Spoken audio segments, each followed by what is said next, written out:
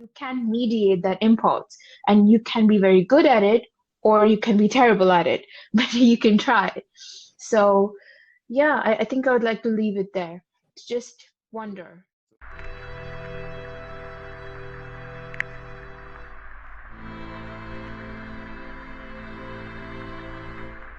Throw your headphones on.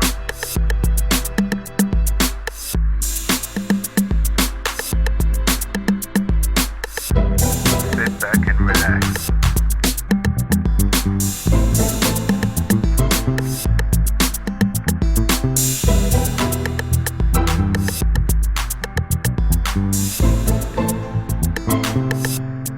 Let's take reality for a ride.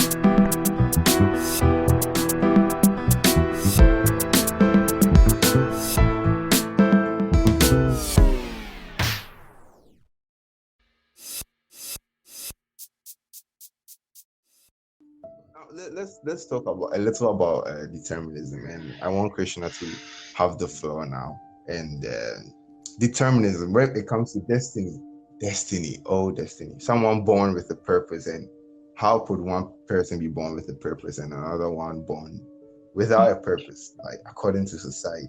So let's see destiny, how destiny could fall in either free will or determinism, if we can actually shape our destiny or our destiny shape us as Mm, human beings. So it's a yeah, tricky Krishna. question because uh, Yeah. as we've already established, a lot of what you end up doing is not so much of what, like a choice you made. It was a combination of your DNA, your circumstances, and the interplay between the two. But I have to kind of agree with Jo here, where she says that there is a limited scope where you can exercise within that millisecond window to not act on that impulse and mediate that impulse by self-control. So I think when we get to that point, you have some Yeah. semblance of power to shape of what becomes of you. And it is a good question to ask and wonder about why somebody is born in a certain socio-cultural fabric, or born with a certain genetic defect, or maybe blessed in genes because in like let's say intelligence or looks or whatever way it works out. So I don't know who controls the bigger narrative, if that's what you're looking for. Who is the person who decides where somebody's born and what skill set and what purpose or drive or the amount of laziness they have? I don't know. I wish I did. It's the $1 million question.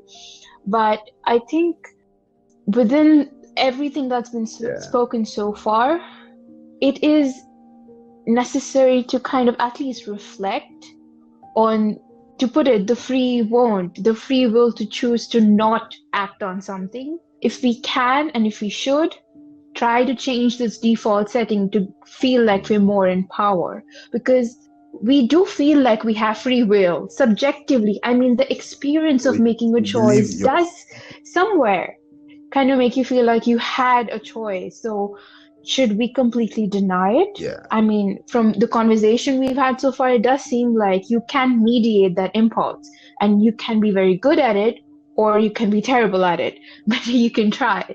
So, yeah, I think I would like to leave it there. Just wonder. So do you believe destiny? You believe your destiny lies in your own hands. You can actually choose to be successful, or you can choose to be lazy and be a failure in life. You I believe it think all you can lies choose in to our mediate hands. what consciously or unconsciously comes to you from your body. You definitely cannot choose your circumstances.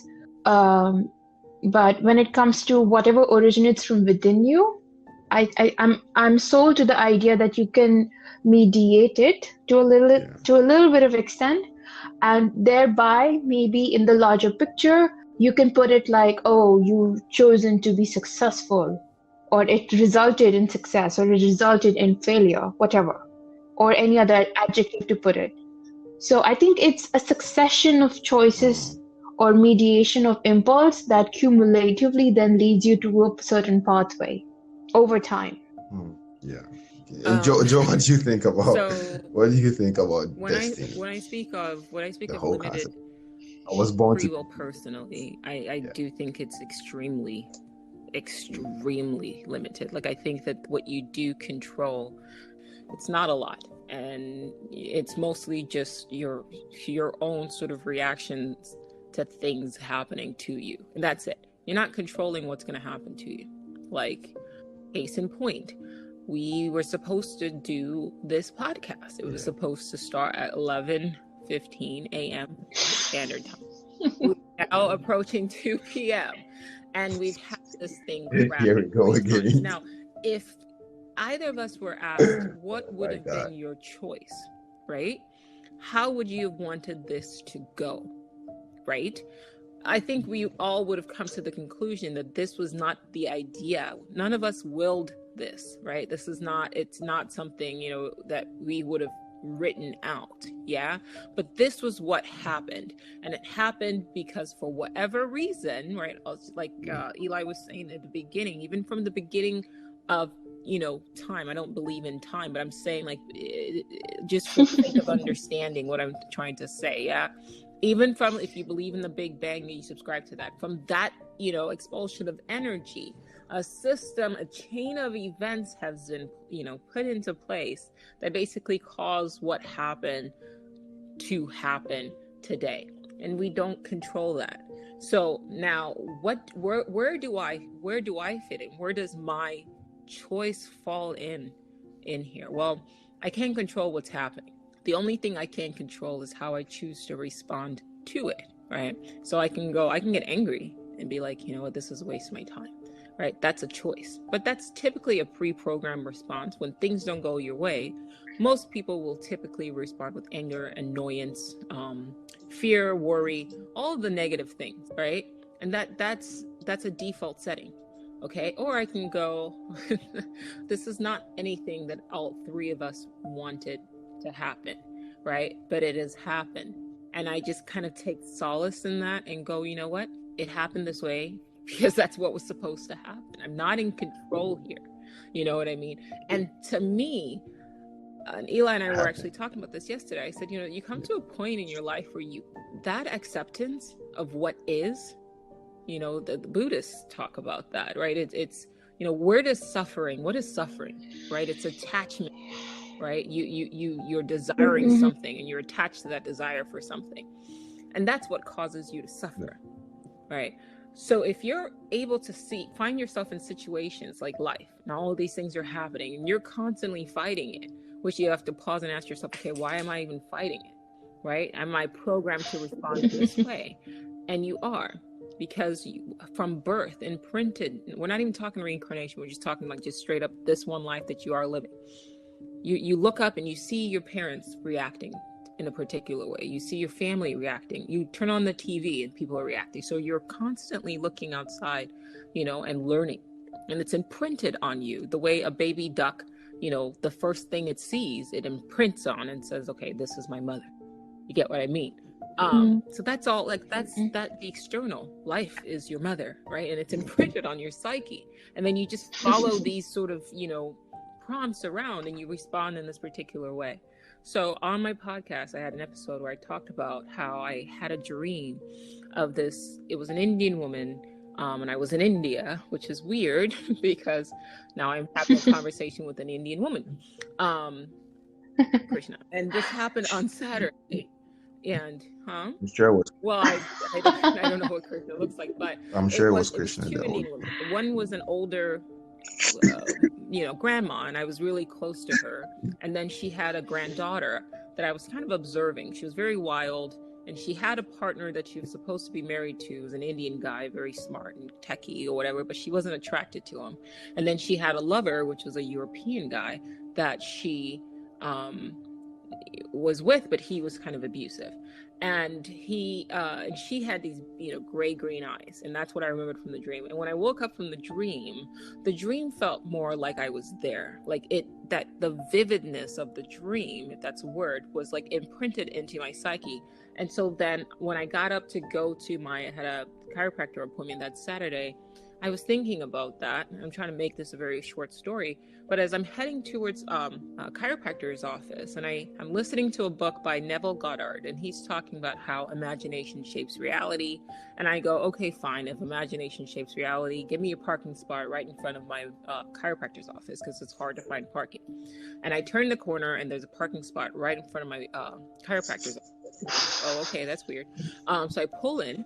And I'm like walking, and I normally go to the left, but this time I get an errant thought that just popped into my head that says go right. So I turn right, and right in front of me is a painting of the woman from my dreams. Bright green eyes, dark skin, wavy hair. Wow. Yeah. So I won't get into too much detail as far as how that evolved. I ended up purchasing the painting. Thank God it was a print, because it would have been expensive, but I bought it. Just a reminder. But everything of that day, from the book that I was listening to, I can't tell you why I downloaded that book. I'd never even heard of Neville Goddard. If you ask me the majority of the books that I have in my library, why did you download this? I can tell you why. Because it's mentioned in another book that I'm reading, and so I just follow, the train. Like, the author mentions this book, so I go read it, and then that book that I'm reading, then that author mentions another book, so then I go read that. So that's what I'm doing. I cannot remember, guys. I cannot remember where the idea why this book came from, and why did it have to happen, that day? Like, why was I reading it that day? I ended up on Saturday. That same Saturday, after purchasing the painting, in the act of me purchasing the painting, an artist walks up to me, and her name is Susan Neville. Okay, so I'm reading a book by Neville Goddard. Oh. Right. And then an artist by the name of Susan Neville walks up to me, and she invites me to her gallery. Now, in her gallery, I'm trying to condense this, a lot happened, but in her gallery, I didn't even put the connection together, Susan Neville Goddard. But in her gallery, she's talking to me, and she says out of her mouth, imagination shapes reality. And I was like, that's funny. Just listening to a book by this author whose name is Neville Goddard. And she was like, I listen to Neville Goddard every night before I go to sleep. My name is Susan Neville Goddard. Neville. And she was like, and you're the first person I've ever met. She was like in her mid-50s. You're the first person I've ever met who's ever mentioned Neville Goddard to me. Like, I've always been the one to have to tell people about Neville Goddard. And in that moment, my skin tightened up, and I had to sit down, because I was like, I controlled nothing. Guys. I thought that my choice to be late for my chiropractor's office appointment was my choice. But it wasn't, because if I would have left earlier, one, I wouldn't have gotten that parking spot. Two, I wouldn't have seen that painting, because I got there at 12:17 p.m. Yeah. And my appointment was at 12. So I would have gotten, they must have put that painting out right at 12, right? And they put the painting aside from all of the other paintings, to the point where it was like in my fucking way. Like, I was like, who would even put this here? Where did this come from? And I turned and looked around to see, where did this random painting show up? Like, it was that separated from all. So even the person who pulled out of that parking spot at the moment that I was able to pull in, they probably thought that it was their choice to pull out of that parking spot at that moment. But they were literally just making room for me to pull my car in, right? So the guy who put the painting out, who told him to put it? He probably thought he was doing that of his own free will. So all of this, what made Susan Neville, the artist, decide to take her lunch at the time that she chose to take her lunch? And what made her walk up to me? And she was like, I normally don't go to other people's galleries, because artists and art galleries on the street are really like competitive. She beelined straight to me. Why? And why of all the people did she talk to me specifically? And I just happened to be reading, like, when I sat down, and I really, like, when she said that, I was like, I was going to just sit on the floor. I was like, I need to sit down, and then she's like, no, have a seat. And I was just like processing everything. And I was like, from me leaving this house, leaving my home, the time that I thought I was controlling that, to the book that I was reading, to what I was wearing, to where I turned, I thought I was in control, but I'm nothing but the observer. And that's really all you can control is the act of observation, right? And the choice and the little choices that how you Observation. react to what you're seeing. That's it. Mhm.